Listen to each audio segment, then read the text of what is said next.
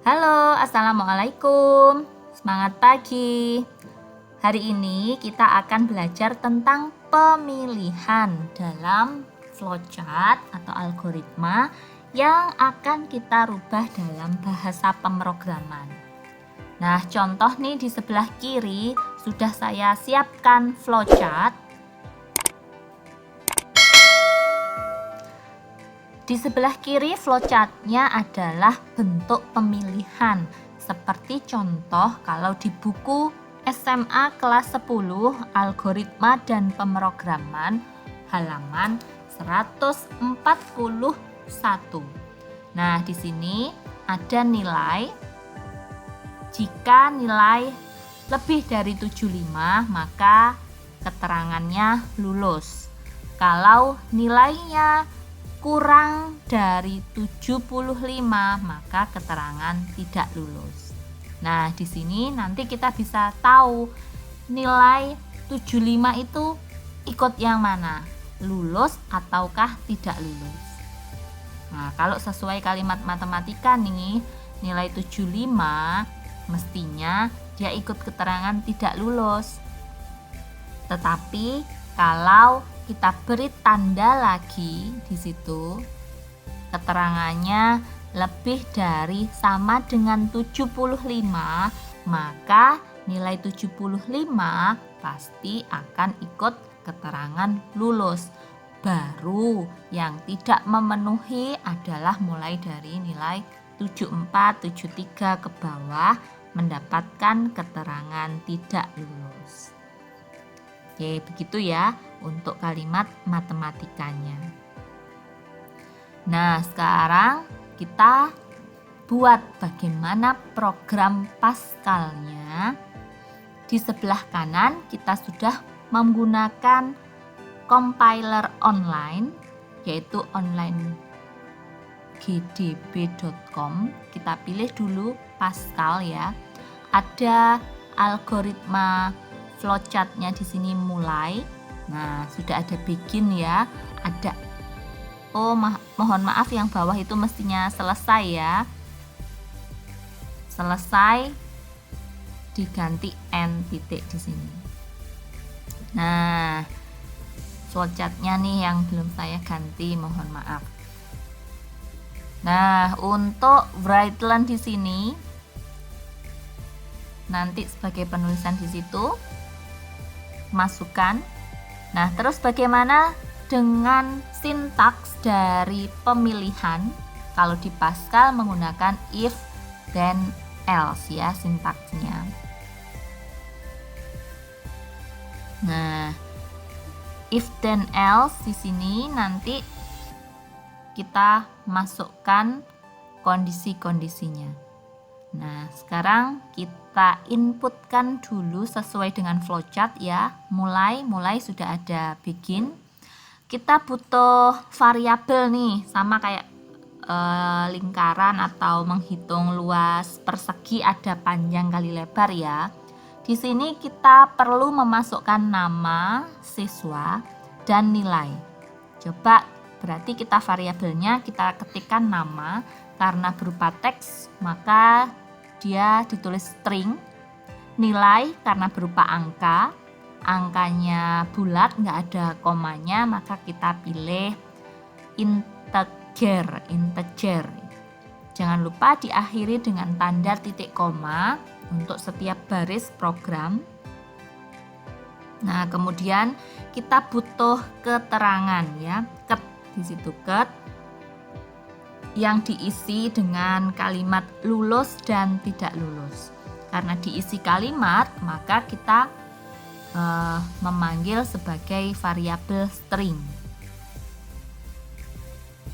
Nah, sekarang mulai begin, kemudian ke bidang jajaran genjang berupa inputan, maka kita tulis inputan dan keluaran ya. Misalnya kita meminta yang bersangkutan memberikan informasi, hai, silahkan masukkan data Anda, silahkan masukkan nama. Right, karena berupa string maka kita perlu tanda petik ya, untuk menampilkan ke layar kalimat petunjuknya kita tulis write, karena supaya nggak ada jeda, ganti baris supaya langsung ngetik di sebelahnya, masukkan nama siswa, berarti ngetik di sebelahnya inputan berupa nama. Jadi namanya nanti disimpan di variabel nama, si namanya siswa ya. Nah, kemudian kita masukkan juga nilai. Write, petik, masukkan nilai. Oke, ketik, masukkan nilai.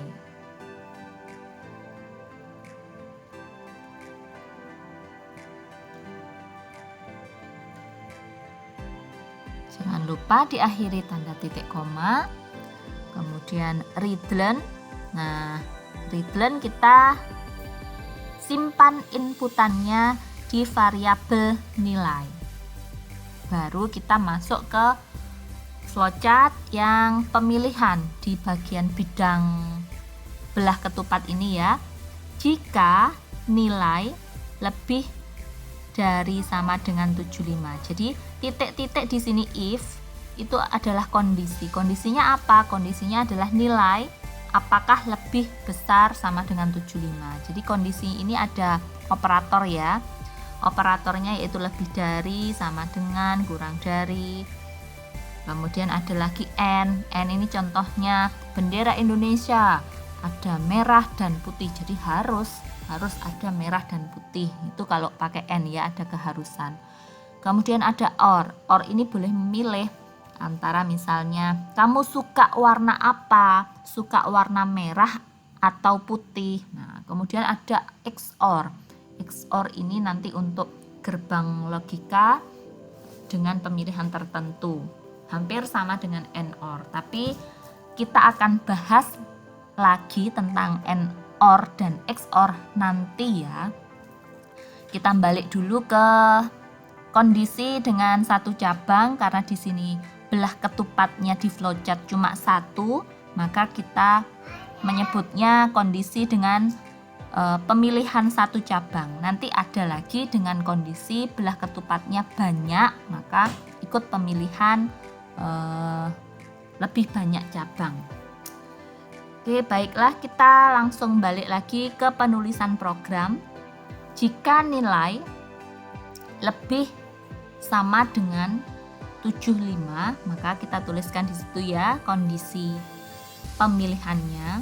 Nah, kemudian ada then. Nah, then di sini adalah apabila kondisi tersebut memenuhi kriteria, maka ditulis then. Ditulis di dalam then ya. Nah, di situ keterangan. Kalau di sini kita nulis titik 2 sama dengan lulus. Jangan lupa tanda petik karena berupa kalimat, maka kita perlu tanda petik karena string ya. Oke. Ini karena bentuknya flowchart ke samping, kita menuliskannya ke samping, else-nya di bawah. Else-nya sebagai tanda yang tidak memenuhi. Kalau kita kasih tanda titik koma sebelumnya else, nah misalnya dan gitu ya. Tadi saya taruh then-nya di atas, else-nya di bawah. Kalau saya letakkan tanda titik koma di situ, maka else-nya nggak akan dibaca, dianggap kondisi pemilihannya itu sudah berakhir sintaksnya sampai tanda titik koma. Jadi kalau ada else di situ masih ditulis ya enggak dianggap gitu ya, karena dianggap sudah berakhir dari sintaksnya. Oh ya, mohon maaf flowchartnya tadi lupa ya, karena belum ditulis yes sama no. Jadi ada keterangan jika nilai lebih dari sama dengan 75, kondisi benar, keterangannya lulus. Kalau tidak benar, kalau enggak memenuhi lebih dari sama dengan 75, maka enggak lulus. Ini saya beli text box dulu untuk memberi keterangan yes dan no. Nah, kalau yes, saya pilih keterangan lulus yang ke kanan. Y saja ya, biar enggak panjang-panjang. Y.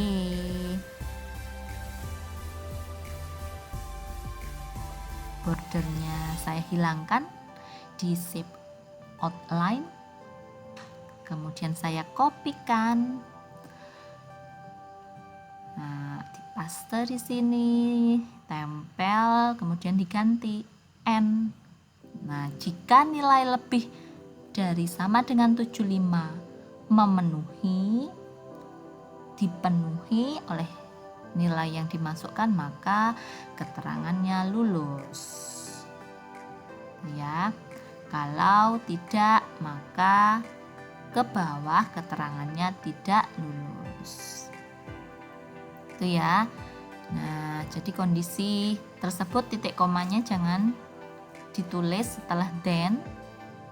Nah, keterangan tidak lulus masuk di bagian else. Else-nya karena kita ingin menulis seperti di flowchart, else-nya saya pindah ke bawah.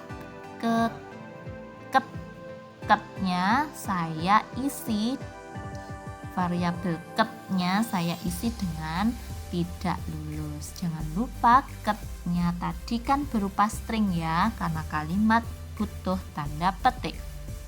Kalau pemilihan sudah selesai, sintaksnya sudah selesai, maka diberi tanda titik koma. Jadi if dan else merupakan satu kesatuan. Nah, sekarang outputnya setelah itu ya, tampilkan nama, nilai, dan keterangan.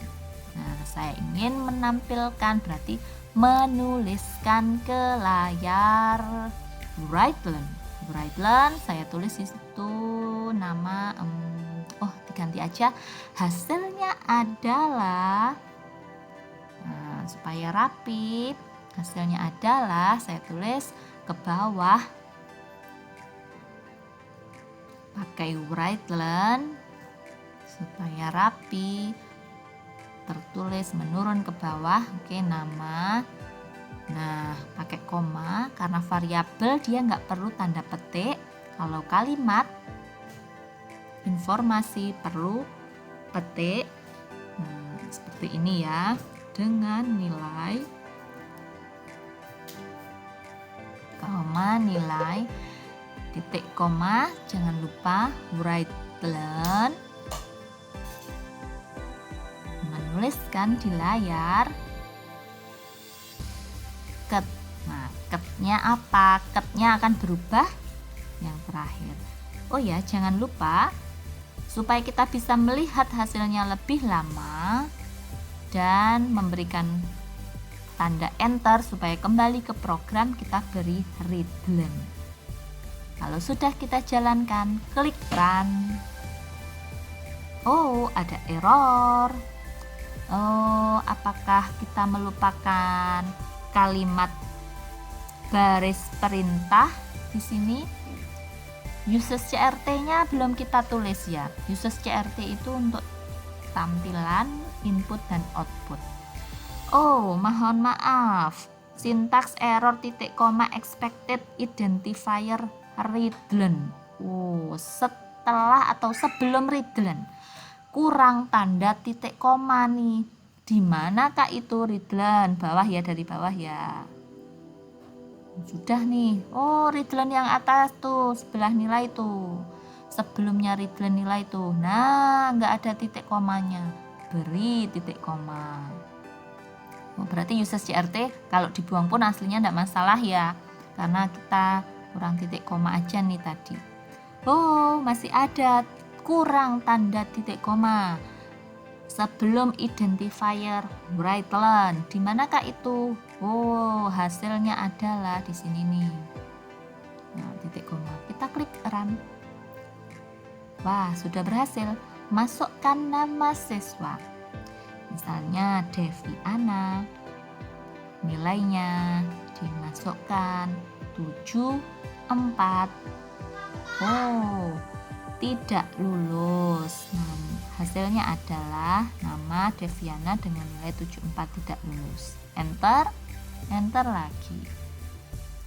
Kalau nilainya 75 pas, nah ikut yang mana? Nah, ini contoh ya, misalnya sama dengannya kita buang. Nama Aris, masukkan nilai 75. Hasilnya adalah nama Aris dengan nilai 75 tidak lulus. Itu kalau nggak ada tanda sama dengannya, gitu ya. Jadi lulusnya mulai dari 76. Oh, jangan lupa di stop dulu kalau mau edit program. Kita tambahkan sama dengan.